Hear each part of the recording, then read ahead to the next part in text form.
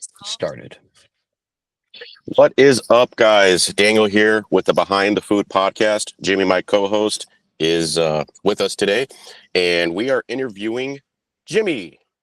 Yeah. Yeah. So we interviewed me last time, and we just kind of wanted to intro you guys to us, kind of expose you guys to our story, explain why we got to where we are today. And Jimmy has a really cool story. He and his wife, Megan, are the co-founders of NoBaked Cookie Dough, which is an edible cookie dough brand here in Nashville and beyond. And they started this brand a long time ago. So, Jimmy, I wanted to ask you, what was that like aha moment where you realized that, or Megan realized, probably more accurate, both of you together realized that uh, edible cookie dough could be like more than just a guilty pleasure in the kitchen, right, while you're making cookies, and it could actually be like a scalable business. There was like a moment. Um, it was I think in April of 2017. So Okay. Megan launched the business in March of 2017. Started doing like these pop-up events in the farmers market, Hmm. along with like the online store. Yeah. We were dating at the time, and she immediately roped me into making cookie dough for her. So Nice. like that's what I ended up doing because the commercial kitchen was like something I liked. Yeah. And what happened, which is kind of interesting, is we started doing these pop-up events and those started to take more precedent than the online store. We're like, oh, we could sell this stuff in person to people. Super easy. Set up a tent, cooler, like do the whole thing. Yeah. And there's a moment in April of 2017 where we did the Centennial Park Spring Bash. Mm. And it was like an event where like you'd set up tents. It's like the traditional markets that they do in like Centennial Park here in Right. Nashville. There was a line for 2.5 hours of people buying our cookie dough. That's And it was like the insane. first, yeah. And it was the first time that we were like, oh, yeah, like everything that we thought in our heads is real. And everything Megan had been like preaching about, like why people would buy the product was real. Yeah. And granted, you're like 6 weeks in, and like it seems like you're killing it. Right. And I remember that event got rained out. That's why it stopped. Like there was a tornado warning and we had to like tear the tents down and everyone had to run back to their cars. Yeah. The irony of that is our store ended up being right across the street from that event, like the store that we ended up leasing eventually. That's So so like wild. wild thing right there. And then the other thing that's really really crazy is that was the first event where we had famous people show up and buy our Interesting. cookie Yeah. dough. I don't So know if some they're super celebrities famous came out. anymore. Yeah. Yeah, we had Maddie and Tay, like country musicians, like show up and like buy cookie dough from Wow. us. Dan and Shay bought cookie dough from us too, which No was way. really weird. It was before they were big. Yeah. This is back in like Yeah. 2017. I think they had like Yeah. one really cool single. Yeah. And it was weird because it was like, wait, we're doing something that other people like they find value in. Like they're Yeah. like showing up at this park. They like Dan and Shay were like, oh, we came here to see you guys. We were like, whoa, What in the like world? why? Right. But it was weird because it was like you only have those moments when you start to do something where you're putting out like good energy into the world. And we had never done that before. I mean, we were 23, so Yeah. like you don't Right. really So have a young. chance to do that much, right? But like Totally. it's crazy how when you start to do something that other people find like serious value in, all Yeah. of a sudden the stars align and like Yeah. all these cool things start happening to you. And that was just 6 weeks in. But that was the moment where we were both like, oh, this could go somewhere. And I think me more than Megan. Megan was like, oh, I can now like definitely not work a job. And I was like, oh, we're gonna be rich. Right. Which is way different. Yeah, yeah, the perspective difference is crazy, man. Yeah. Hey, I mean, you kind of need both, right? You need someone that like grounds it in reality, and you need a dreamer as well, right? You need a visionary. So like you Yeah. you talked about how like on that, on that market you had that tornado warning, you had to shut everything down and head out. Like before you went to the more like traditional scoop shop model and you were doing these farmers markets and these pop-ups, did you have any other insane like market stories like that where things just went, crazy south or maybe had a bad production run or something like that? Yeah.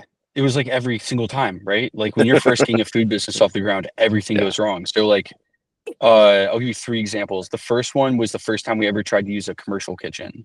Oh Um, man, I know hilarious, exactly where this is right? going. Yeah, go for And it. I had never baked before. I'd Uh, cooked, not baked. Megan got there before me. She started like measuring everything out in cups. mhm.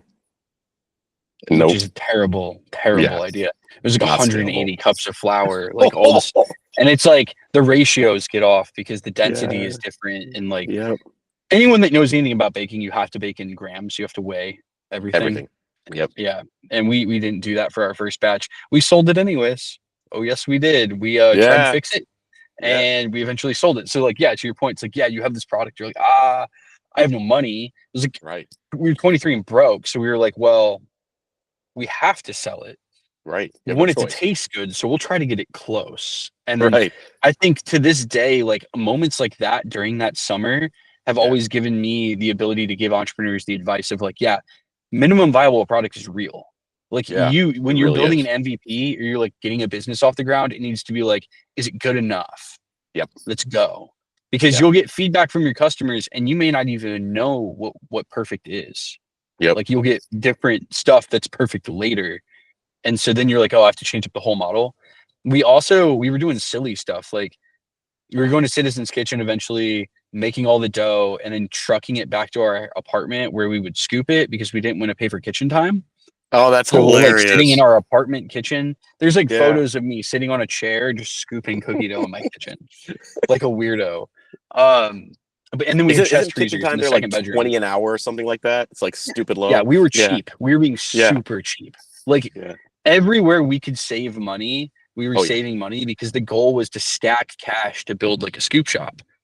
And like the things, Interesting. the hoops that you jump through to save money at that stage are Yeah. hilarious. Like instead of using plastic cups or jars like we do today, which you would expect any normal branch to do, we were putting Right. everything in paper cups Oh man. and then freezing it so it wouldn't have like fat transfer, or like because the dough would bleed That's through the paper insane. cup unless it's frozen. So Right. we would make all this dough, scoop it into paper cups, put lids on it, and then put it in like as if it was a scoop shop product, Yeah. and then stack them in a chest freezer, and then transfer them to coolers when we were going to do a pop up, and then or Wow. like Postmates was coming to our apartment at a certain That's point. I think by insane. June, I had Yeah. signed up with Postmates, and I would sit in my living room playing video games, and then just like Postmates drivers would show up, and I would go to the freezer, get them cookie dough, and like put it in their car. Like you jump through hoops, man. Like you know that. But Yeah. it's all this stuff is their lessons, and Yeah. they're also like I think they're lessons in a good and a bad way. Bad way, it's like you're learning that quality doesn't fly with the mass market, Mm-hmm. right? No. It flies with your fans, it doesn't fly with Yeah. everybody. Yep. And then that quality is what gets you though to point B. Because Mm-hmm. like point A is like it has to be scrappy. Right. You have to ship something. There's no option. Yeah. Yeah. Yeah. Whether that's a software product or cookie dough, you have to ship something. You have to get something out Yeah. the door. Something has to go. And it's like Yeah. we have to sell cookie dough. And at the Right. time too, I quit my job in July. Oh And you wow. think about the fact that you're like, I would rather sell this cookie dough on the Yeah. side of the road out of a cooler like a Right. homeless man than go back to work Right. because it makes so much more sense to me. I'm like, you're Yeah. building something, you're building toward some kind of equity. Yep. You don't want to do that for someone else. And it's like, if that's what it takes, that's what it takes. But it's also great motivation to know that like your bills are low, Yeah. super, super scrappy, right? You're Yep. dangerous. Yeah. And also you have bills and you have no other way of paying them. Yeah. You got to figure it Super out. great. Yeah. Yeah, you have to. Yep. So I remember the first time I went into Citizen Kitchens and I tried to use one of those stand mixers. I had it on speed 3 instead of speed 1, which is like the classic newbie mistake. Yeah. Dude, I threw cornmeal all over the place. It was insane. And I thought that was where you were going. I was like, for sure, he's going to tell me he had it No, on speed 3. we did the same thing. That No actually way. happened to me. That Hell happens to yeah. everybody. That It happens does. to everybody. And also, we thought we had to like heat treat our flour ourselves. We weren't buying heat treated flour yet, Man. so we were baking it in the ovens at You were Citizen's baking Kitchen. raw flour. Dude, Laura got so mad. She was like, she came to me one day. This is after we've been there a month, and she said, Yeah. Jimmy, I want to tell you something. She was like, flour is like that stuff they throw on you at the dentist that's like blue. It gets Yeah. everywhere and everyone can see Yeah. it. And I was just like, what are you saying? And she points at the oven and she's like, the flour is all over the oven. Oh my gosh, You have dude. to clean the oven. I was like, dude, I'll clean the oven. I'm sorry. but it continued. It was Yeah. like that until we moved out of Citizen's Kitchen. Yep. It was a great place to get started, but it was Yeah. also like, I think, well, almost everyone that's in there, it's like you're kind of causing a nuisance for someone. Oh, totally. Yeah, Totally. and it's like Yeah. we were messy. We Yeah. were Shout definitely out messy. Citizen We're also Kitchens, trying to man. work That's fast. yeah, that Citizen Kitchen has been like a great launching pad for so many cool food brands in Nashville, man. Like it is like it's kind of like the Y Combinator of food brands in Nashville. It really is. Oh no, it definitely is. Yeah, if you Yeah. go and you like look for really good trucks, even good restaurants, bakeries, there's Yep. one specifically really good bakery. Yeah. Um, Shout out to Brightside, but like yeah, there's so many people that have launched out of there Yeah. and then become like something really, really cool. Yeah. Yeah, if only they were taking equity in those companies. I know, right? They'd Yeah. be real rich right now. Right. Yeah. Yeah. So you went from, the farmers market chaos to eventually getting to Scoop Shop 1, right? So Yeah. describe to me, because I know you've told the story many times, but going from like Scoop Shops to Shop 1, what was that process like? And like, what lessons did you learn that applied later when you did, pivots 2 and 3? Yeah. I will preface that by saying in May, after the Centennial Park event, I went to Megan. We were at dinner. I said, hey, like back of the napkin plan. Step A is we're going to build the brand over the Yeah. summer by doing as many pop-ups as we possibly can. And it actually is the other way around, but I was like, the side effect of that is we'll make a lot of money. Yeah. What really happened was it was like we grinded and grinded to make a lot of money and we Right. accidentally built really great brand. Yep. Right. Yep. But we focused on building brand first. The second step of the plan was open a scoop shop, Yeah. which our target date was like, I don't know, sometime at the end of the year. And that's actually what happened. And then, and this is kind of funny. The third step was franchise it. And the fourth step, I guess, was like, bro down and sell, but like that didn't Right. happen. Right. And like it's funny how like step 3 and 4 it got more and more vague and more ridiculous. And like Yeah. in the vague is all of the, bad. So you want to Mm-hmm. avoid the vague. But what happened after that, going from the pop-ups to the scoop shop, we leased the building in August from someone that would finally lease to us. 2 college kids, 23, bunch of debt, no assets. I Incredible. may have fudged some numbers. But what we did was we got her to say yes, and that's all that Right. mattered. And we wrote her a deposit check. Yeah. So like you get your $4,000 rent. It was $4,000 a month. It was expensive. Yeah. So like $4,000 a month for rent on this stupid building next to Centennial Park. 5 restaurants had failed. Ours Wow. was the 6th. Everyone thought we would fail. We actually remodeled the store ourselves. I have a ton of really cool pictures of that. Me like chopping down the iron fence because we thought the iron fence was ugly. We painted the house white. We went inside. We did a bunch of subway tile. We had some of our friends come through and like help us destroy the bar and demo it and then paint like logos everywhere. And Yeah. honestly, to this day, I think it was the most well-designed store we had. It Nice. was authentic and it felt Yeah. good. We put a stage out back. Like we had a stage, we do writers rounds. I loved that Incredible. store. It was amazing. Yeah. And then the day of opening came and we were actually able to get all of that done. And I did all the codes process myself too, which That's is insane. terrifying. Yeah. That's Yeah, at insane. 23 years old, I was going down the codes office and I was like, give me an occupancy permit. They were like, who's your contractor? I was like, no one. You're It's looking at just him. me. Right. And the crazy thing is the day before opening, you think to yourself, you're like, I think it's going to go well. And Megan had built a Facebook event and there were like 15,000 people that said they were going to show up. Holy And we were cow, like, dude. and back then Facebook events meant something. They did. Yeah. And I thought to myself, I was like, I think it's going to work. Yeah. And like you have this moment where you're like, oh, wait, so for the last 9 months, or really last 6 months, right? So it's October, 7 months. So from March to October, everything seems to have gone according to plan while going completely sideways. Yeah. Interesting. It's like a lot of like downward days, but a lot of upward like months or like Trajectory, right. year. Right. And dude, the next day when we opened, Megan had these big red scissors that she had bought from Amazon, and we like cut a ribbon in front of the store. Yeah. Dude, there was a line around the block, and it was insane. But that is when the problems started. The problems all started when the line formed around the block, because what happened is 1, we got really overconfident. 2, as you know, if it can go wrong and you haven't It prepared will. for it, it will go wrong. Yep. So Yep. like that day you have like we had a mixer go down. We ran out of ingredients. I had to run to Sam's Club like 3 times. I had to run to Restaurant Depot. I spent, I think for the next 3 weeks, 16 hours a day in the store. Oh yeah. Every single like for 3 weeks straight. Megan was in the store 16 hours a day, 3 weeks straight. We barely slept. I remember counting the cash in our at our kitchen table at 2 a.m. because we were making so much money that I was like, You're this like is going to drug take dealers, like forever to count. counting at the kitchen table. I Yeah. looked like a drug dealer. And I Yeah. remember just stacking it, being like, how is this possible? We'd maxed out all of our credit cards opening the store.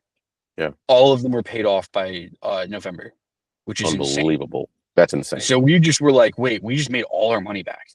Like all our money back and then some. And then everything started to kill it. But like as you have all those operational issues, you have all of that like burnout, and then like all of that starts to affect your brain. Yeah. And the craziest thing is one of the most depressed moments for me in that first year was actually right around Christmas time. Seems to always be around Christmas time. It's always around Christmas. Christmas time, 2017, sales were dropping because it's Christmas week. Right. Exactly. No one's going anywhere. Yeah. And I'm like, man, we're only going to make 30K this month in revenue. It's a dessert shop, dude. In December. I was like mad. It might have been like 35 grand. It was a lot. Right. Like we were actually going to destroy. Like profitability was like north of 15 grand. It was like we're printing money basically. Yeah. Actually, it was probably north of 20 grand because back in the day, it's like wages were lower. Yep. Like the rent was really the only thing we were paying for. Yeah, food cost was lower. Yeah, I mean we're probably making like $20,000 a month. Like stacking cash, like in the bank account. You have no debt, all the cards paid off, like no loans. Yeah. And I'm just you were ballers. Yeah. Yeah, well we're hungry. And that is crazy how like perspective shifts everything. How there have been moments where I've been destitute and poor and I have been happier than I was that winter. Yep. Which is absolutely insane. And I think it says a lot about how people should think about like where you're at. Success, like perspective is everything. Yep. Yep. Absolutely. So you go from, we're hot stuff. We've got unit 1. We're going to go take over the world to, let's franchise, right? That was the plan. Yeah. And then that's kind of where you discovered that the world was not as easy as it seemed at first, right? It is. So I wrote a $50,000 check to a bunch of consultants and lawyers in November because we made all our money back and we had a bunch of money. So we were like, right, let's spend all of it because we're insane. Sounds familiar, right? Oh yeah. And so we took we're growing. It's fine. Paid for franchising. We'd been open 1 month. I will caution every single person here. Yeah. Don't do that. This is stupid. A bad idea. Like don't do that. What I should have done, and if I had been younger, or older rather than younger, what I would have done is I would have waited.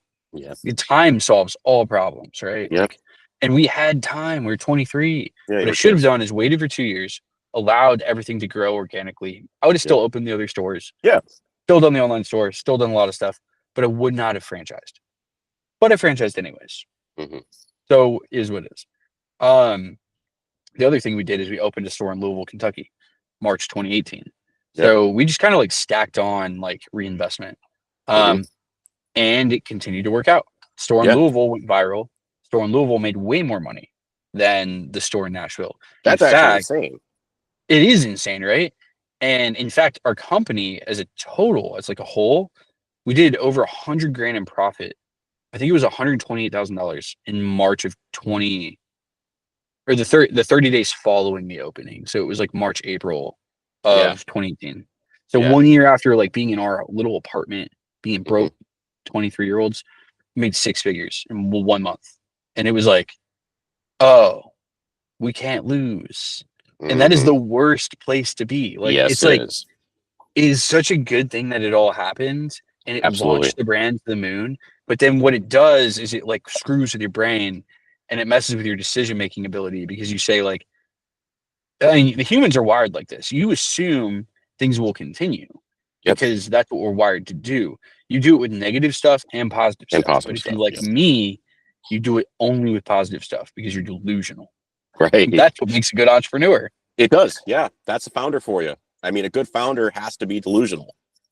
I Yeah. think so. And Yeah. the best ones I know, like you, many other people, delusional.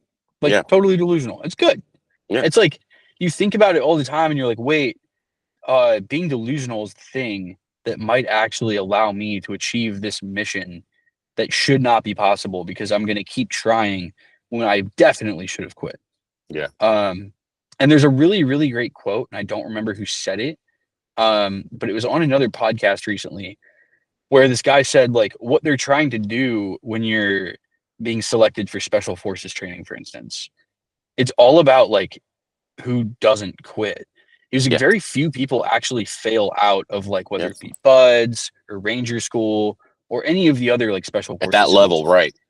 Yeah, the military's selecting for like endurance. They're Yeah. not selecting for intelligence. They're not selecting for skill because at the end of the day, the thing that seems to work really, really well in the modern world is perseverance because we Hmm. don't have that many real dangers.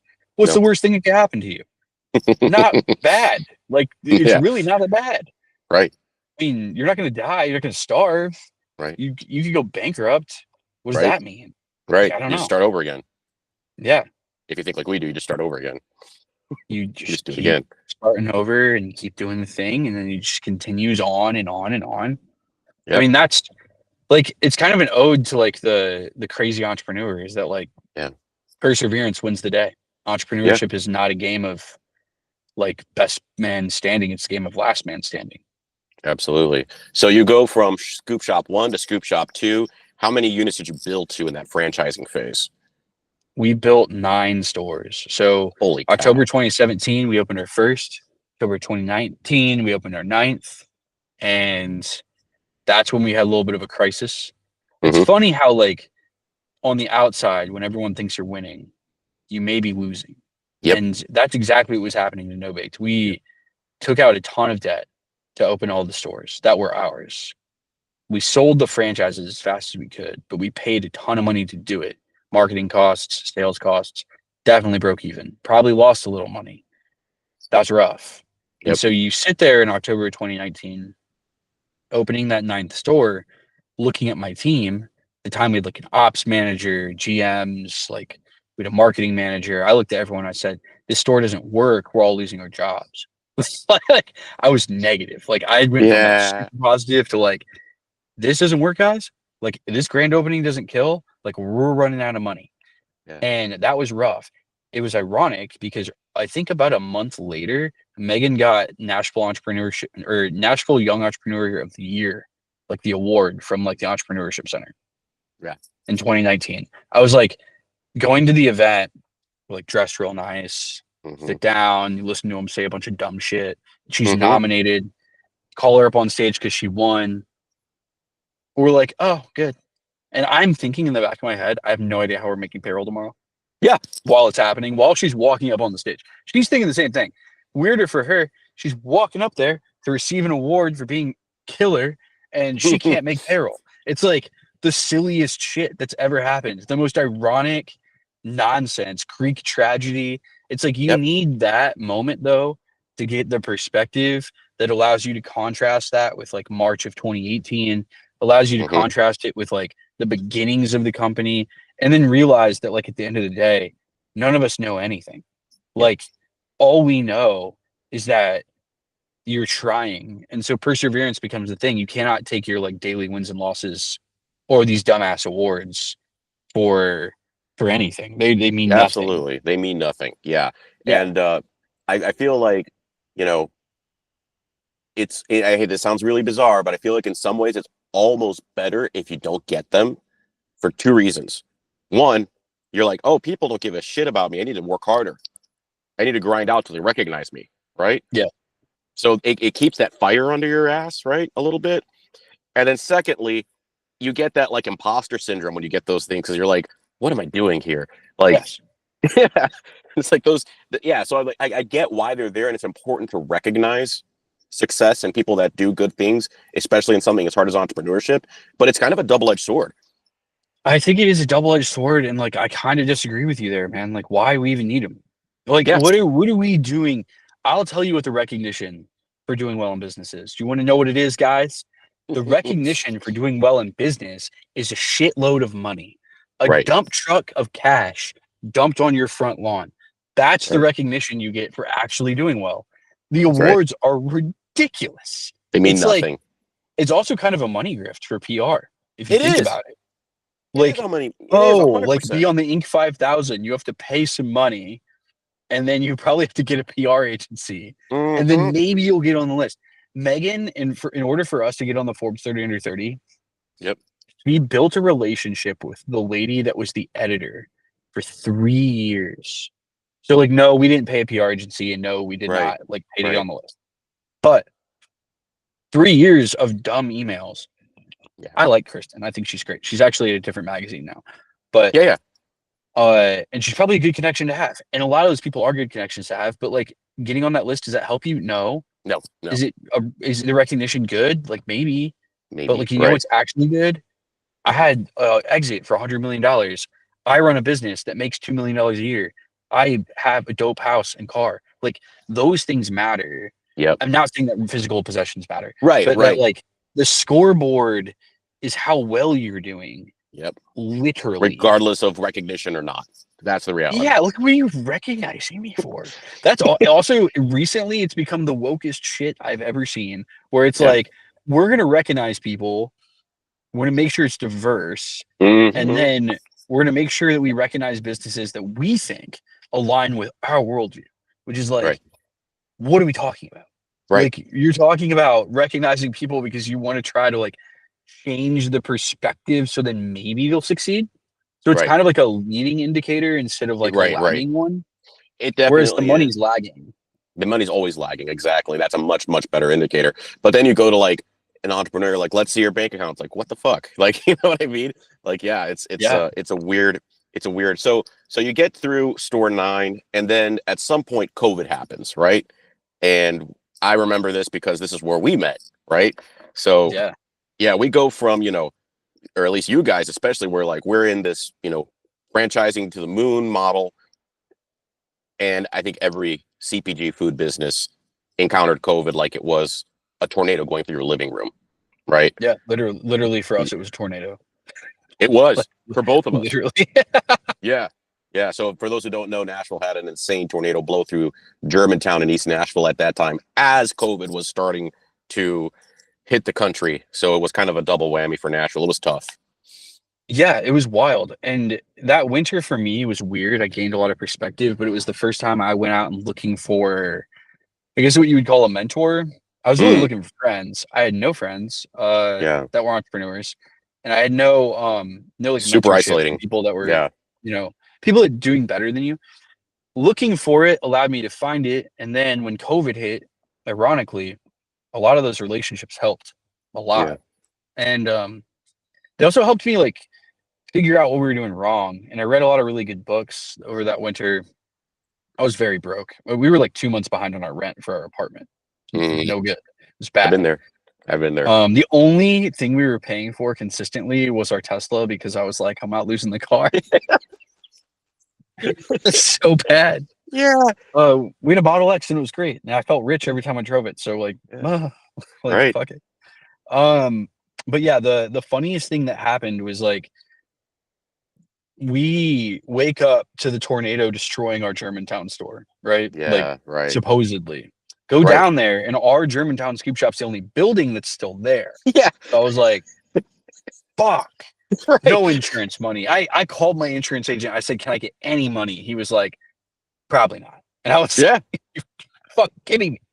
Right. Because they had the You're power back on in like 3 days. He's like, what, you lost income for like 3-4 days? I was like, yeah, this ain't gonna work. I was like, we'll just call it, because there's a deductible and the whole thing. But after that, the irony of it is that we left the Germantown store closed. It was our worst performing store.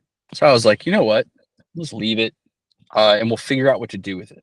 And we were behind on rent there too, which is kind of funny. Yeah. Well, that location sucks on a number of levels, but no one knew that, or not enough people knew that at the time. You fast forward 10 days though. Yeah. What happened was like 10 days later, the country shuts down. Yeah. And I look at Megan, she's 9 months pregnant with our first kid. So we were like freaking out. I was like freaking out. I was like, I'm gonna be like Rick Grimes in The Walking Dead. I'm gonna have a baby in a pandemic. This is Right. terrible. It all ended up not being that bad, right? But Right. from like a business perspective, it was terrible because it shuts down the one source of income that you have, which at the Yep. time is just us sitting there saying, like, we have these scoop shops, we have to shut them down. We shut them down, we pivot to the online store. The online store, because of like partnerships we built, friends that we had, we were able to really turn it on and click it. And we had actually been building the store since January. Yeah. Um, so we were at like $5,000 in sales a week. By the end of March or end of April, we were at like 40 grand in sales a week, like slaughtering, like just slinging dough. The funny part about that is we had no idea how to make all of it or ship it or package it or do anything. So it was like starting over all again. Um, and irony of the tornado and everything that happened is we then set up shop in the Germantown store Right. to like manufacture cookie dough. Yeah. And then I moved that when they finally let me out of the lease to Citizens Kitchen, where I met you. That's right. And I That's started right. making everyone's life miserable with my giant operation that Yeah. should have been in like, I mean, we should have been doing that in like 5,000 square feet. Instead, we were Right. doing it in like, it's like 300 square foot space. My Oh manager, yeah. I had to fire her. This is crazy. I fired our manager because she did not agree with the move. And I think that that's like, okay, there's a lot of reasons, but like, it should be something that a lot of entrepreneurs should think about is like if Right. someone's causing mass panic among the staff and they're Yep. becoming a negative energy, sometimes you gotta like just cut it out.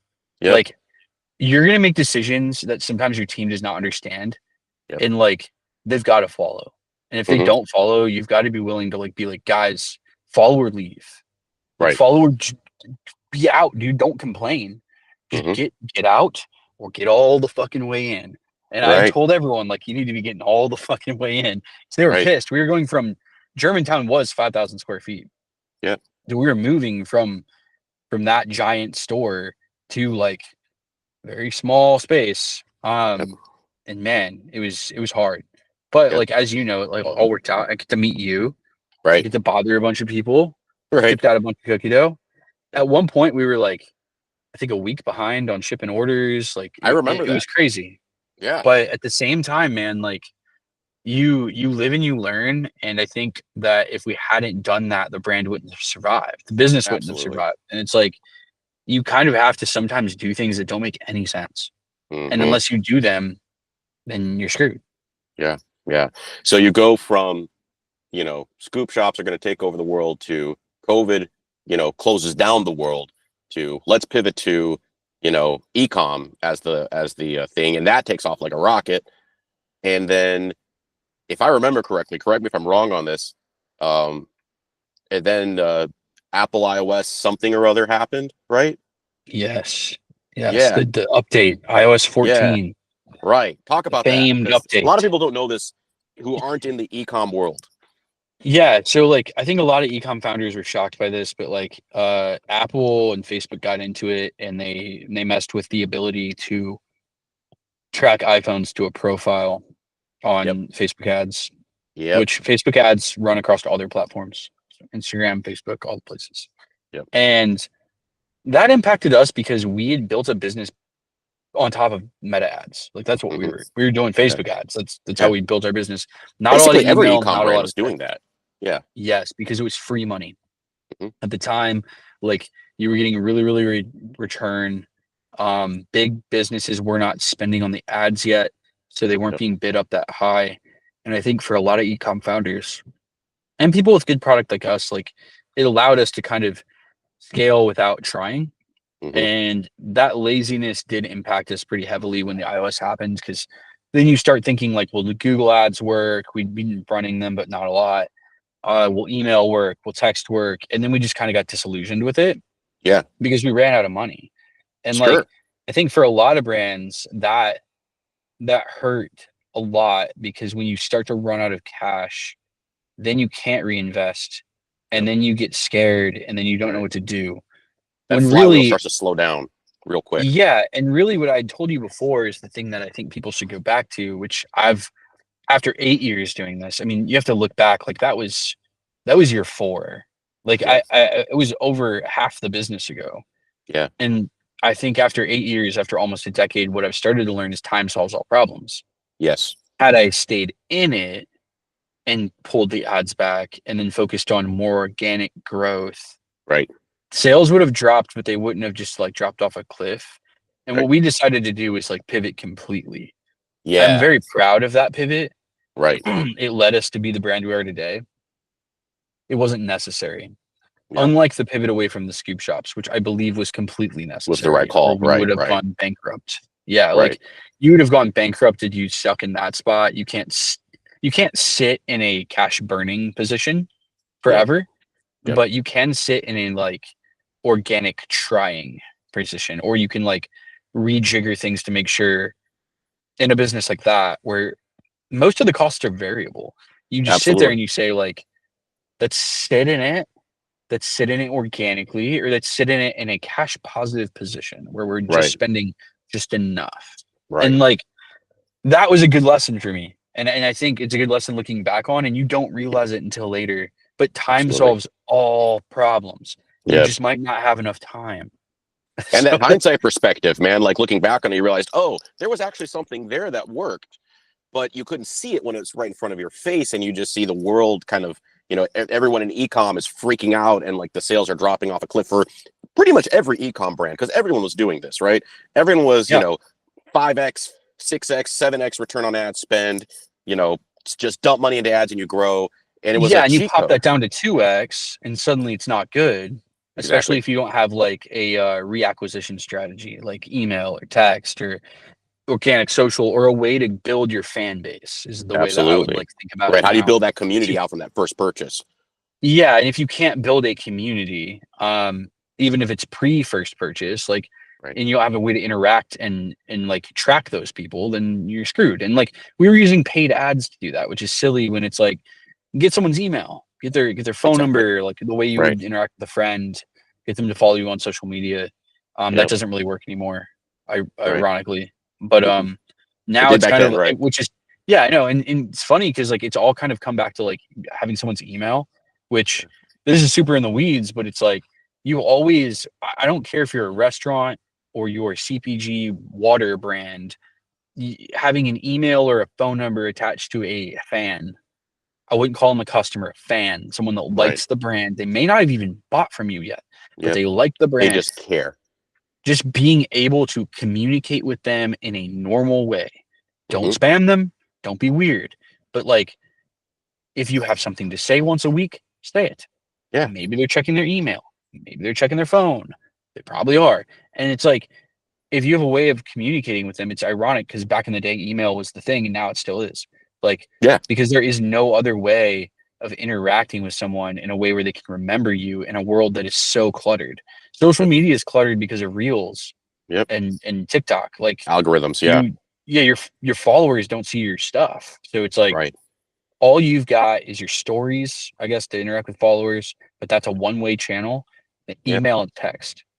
And that's it, man. And your website. Like Yeah. you have to be able to track those customers or fans rather Hmm. and actually let them know what's going on. I have people today that like because one of our scoop shops closed in like Lexington, Kentucky, they thought NoBaked was out of business.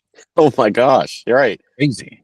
And it's Yeah. like, How can you connect with those people? Let them know, hey, we're still around. You can buy us on our website. yeah. Well, Yeah. they followed us on social media. They just don't see the posts anymore. So it's Oh like I yeah. never had their It's a email. content That was thing. the problem. Yeah. Right. Um, you have a way of like continuing that relationship like Totally. deep into the future.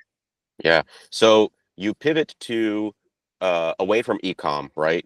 And you're like, what's next? How did you decide that like being in the stores was going to be like the next thing for you guys? Like how did the logic go from okay, we are, ecom ad spend isn't working. We're going to be on the shelf in your local Publix or whatever. Yeah, so I would say that the book to read about this, which is not supposed to be about this, is The Lean Startup. Mm, The thought process being there's always a pivot, right. there's always There a way is. forward, but it needs to be an iteration of what you're currently doing, as long as you have feedback. Hmm. And so Megan and I took customer feedback, and what we always iterated on was the sales channel. Yeah. Because we originally iterated on the recipe in that first summer, and that seems to work. And I will say that over like 2 million people have bought our cookie dough. Those 2 million people seem to like it. So like Right. It's if not you a have product good problem. reviews, yeah, Yeah. if you have good reviews, if people like the product, if you've sat in front of them and watched them eat it and they like it and it's food, you do not have a product problem. You have a sales channel or a business model problem. And so Hmm. pivoting the business model was always our goal. And so we took the feedback of people like to take it to go at the store. They don't like to eat it in the store. People like to buy it online. They don't like to wait. And we were like, what does all of those things? And it's like, oh, well, the grocery store, Hmm. Publix, or like Kroger. Like Right. if it was everywhere, people could buy it, get it Or on like on a demand. app, a GoPuff, a DoorDash, Yeah, whatever. it's not gonna melt. Like, yeah, DoorDash and GoPuff came later, and that's what came out of that pivot, right? So then fast forward September 21 when we made the pivot to February 22, DoorDash reached out to me in Oh, like really? So they reached out to you. I January. thought it was the other way around. No, dude, I didn't Ah, even know they interesting. existed. So like the Wow. greatest thing that ever happened to me in business came from someone reaching out to me. Yeah. I reached out to tons of buyers, like tons of no responses, tons of cold emails, like gone unresponded, tons of meetings. People said like no. And then DoorDash asks me, would you like to be in 4 of our sites? I was like, what sites? And they were like, Wait, what are you we have talking little about? convenience stores. And I was like, that's cool. Why not? Like, yeah, Yeah. sure. And they were like, we could do Memphis, Nashville, Cincinnati, and why don't we do Louisville? And I was like, oh, yeah, makes sense. That's where our stores were. Yeah. Yeah, let's just do it. There's Let's do brand that. Like awareness. some stores, I said were, but they still were there at the time. Like Yeah. they're still open. Um, man, it killed it. It killed it. Yeah. Like it did Yeah. so well. Yeah. Um, and from there, because it did really well organically, it just grew and it Yeah. grew and it grew and it grew. Um, grocery was hard. I think there were other challenges, mainly distribution, which I Yep. underestimated. And so Yeah. then that was the first pivot that I had the thesis, which I've continued to this day, which is that time solves all problems. Hmm. And turns out, yeah, it does. Like patiently worked toward distribution, eventually got it. It happened way later than I thought it would. We didn't have full distribution until 2023. Yeah. And then we didn't have like full nationwide distribution until 2024. Yeah. But we took 2 3 years, and then you're selling in all the DoorDash sites, and then you're selling in all the GoPuff sites, which is similar to DoorDash. Yep. And then we were selling in the fresh market, and that helped us anchor down some more distribution. And then we started to catch like independent retailers, and that's kind of where we find ourselves today. Yeah. Um, on the beginnings of a new pivot of the Right. brand, which is Right. slightly different. But I would say that like the most important thing to note about that pivot and why it happened was we listened to our customers and we Yeah. iterated on the business model. And Hmm. every single time that we pivoted, we iterated on the business model. This Right. newest pivot is very similar, iterating on the business model, because at the end of the day, as an entrepreneur, you can be an idealist with your brand or your product, Hmm. or you can be pragmatist. Yep. And being an idealist requires you to raise a lot of money. Yes, it And does. being a Tons of pragmatist money. allows you to raise no money.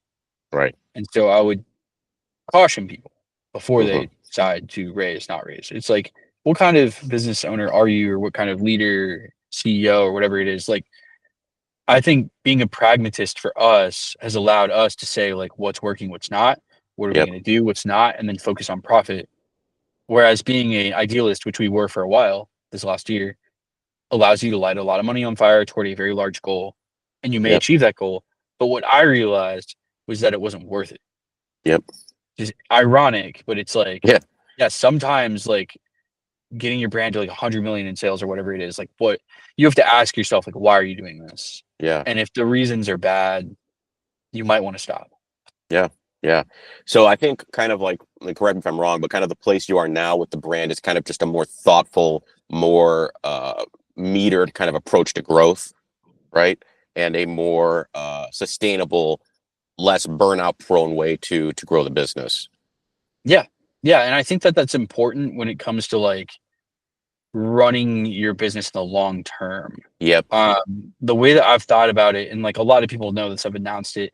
I stepped back from NoBaked, Yep. and Megan also technically stepped back from NoBaked because our new goal was to turn it into a 4-hour work week job, Right. which I think it's completely possible to do if we don't grow. And Right. people might ask, like, well, what are you going to do? And it's like, we're starting to lean into things again, like franchising. which Hmm. was never a bad business model ever. The Right. You were problem just was way when we too early. yeah, way too early, and we couldn't sell more franchises because we didn't have enough proof point, and we had a pandemic. Yep. So like that put a wrench in that for a little while, and then the D2C stuff took our focus off of it. But like, put a pin in it, take it out, and say like, hey, wait, that was working. Yep. It's a very slow growth strategy. Probably will work over the long term. Call it like the next 10 years, Sure. and then you ask yourself like, is the scoop shop working? Of course it is. It's Right. killing it. It runs by itself. Yep. We don't need to do anything with that. And then we are looking at other parts of the business right now currently and saying like, how do we Right. optimize it for um Catering, like e-com, all those different yeah, channels. and you optimize it for like lack of work. Right. Sounds Right. ridiculous. It's like 80-20 it. Like say like what's the 20% that we're putting in that we keep? Yep. And this is like rip out the other 80 and say like, hey, we're not going to do this right now. Yep. I think that's super important. It is. Because you can't run a business like that if you're doing like 100 things at once. You You have to can't. say like we're gonna kill a bunch of it and turn it into something that like kind of spins on its own Right. and then allows you to go pursue whatever that thing is that you think is worth it. Because like every entrepreneur knows they want to keep doing it. You want to keep building. I do. But like Right. you have to build towards something that you find invaluable. Like you're like, I Hmm. have to do this. And if I don't do this, the sky will fall. Because Right. you have to have that kind of motivation to be a delusional lunatic. Absolutely. Absolutely. Yeah. Well, we're just about out of time, guys. Jimmy, thanks for telling us your story. Fantastic. I enjoyed it. Wish Yeah. we had more time. We're going to start interviewing more founders across the spectrum: CPG, food truck, farming, you name it. We want to interview you guys. If you're interested, shoot us a DM, hit up Jimmy on LinkedIn, talk to me, whatever. We'll get you guys on the pod. Daniel on LinkedIn. Hit Yeah. someone up somewhere. DM Yeah. DM the Instagram that's got like 5 followers. Let's go. Exactly. Yeah. Let's go. We're going to build All this right. thing slowly but surely, guys. Thanks. See you guys. Take care.